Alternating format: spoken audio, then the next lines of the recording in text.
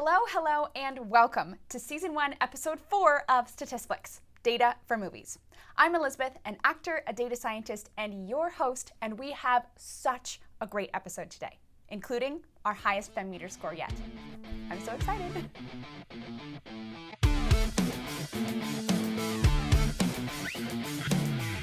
Our movie today is Hidden Figures, the incredible true story of three groundbreaking Black female mathematicians who work at NASA in the 1960s.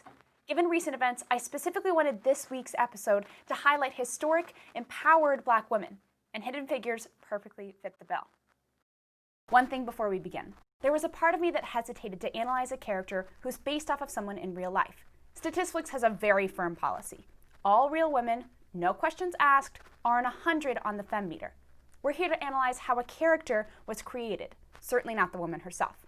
So, our character, Katherine Johnson, scores a whopping 93, our highest FemmeMeter score yet.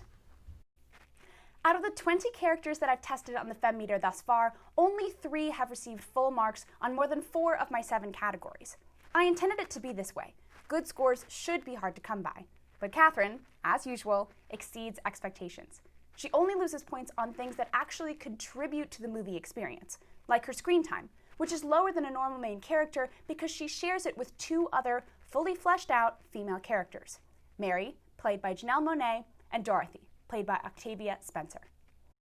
The only other place where Katherine lost points was Advanced Career, which measures whether or not the actress who played the character, in this case Taraji P. Henson, experienced a star meter bump at the time of release. In 2016, when Hidden Figures came out, Henson had already experienced massive success in multiple other productions, most notably Empire, Fox's 6-season drama series, meaning that her starring role in Hidden Figures didn't give her a bump. I intentionally made Advanced Career a smaller portion of the FemmeMeter for this exact reason. I didn't want to penalize already successful actresses, but I did want to give an extra boost to career-changing characters. All in all, it's clear to me that the writers did their research when creating the screenplay. Katherine, Dorothy, and Mary, all 3 shape and change the direction of the plot constantly. The entire point of the movie, successfully launching the Friendship 7, would not have happened if any of the 3 of them were missing.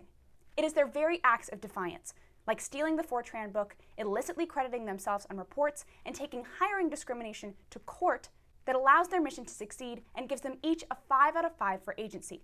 They create their own victories. While the ultimate credit obviously goes to the real Katherine, Dorothy, and Mary, I do want to give the producers some props on a job well done.